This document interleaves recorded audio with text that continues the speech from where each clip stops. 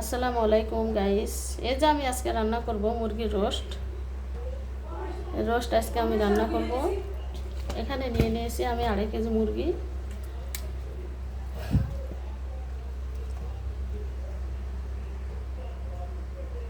এই যেটা আমি রোস্ট করব।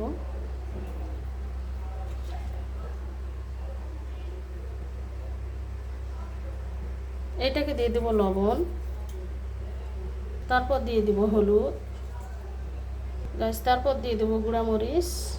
এটাকে ভালো করে আমি এখন মেখে নিব গাইস। এই যে আমার রোস্ট মাখানো হয়ে গেছে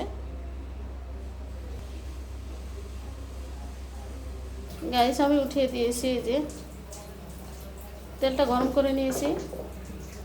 এখন আমি ছাড়ে দিব হচ্ছে মুরগির ইয়াগুলো।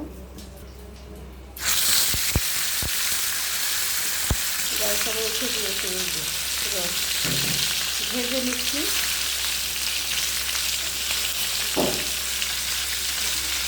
গাইস এগুলো খুব বেশি ভাজা যাবে না, একটু হালকা করে ভেজে নিতে হবে। এই জন্য আমি উঠে নেব এখন। গাইস এগুলো হচ্ছে আমি নিয়ে নিয়েছি এখানে 3টা মুরগি। 3টা মুরগি দিয়ে একটা রোস্ট করে দিচ্ছি।